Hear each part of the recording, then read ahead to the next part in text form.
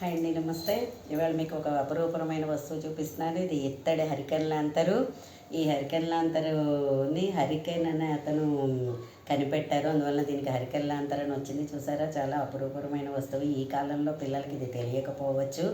ఇప్పుడు ఏంటంటే దీన్ని మోడల్గా కూడా రకరకాలుగా దీపాలకి అది కూడా వస్తున్నాయి ఈ మోడల్. బట్ ఇది ఇత్తడి హరికెన్ లాంతర్ అనమాట. నేను మా సామాన్లో ఉంటే నేను మా ఊరి నుంచి తెచ్చుకుని దీనికి ఇలా పాలిష్ కొట్టించాను.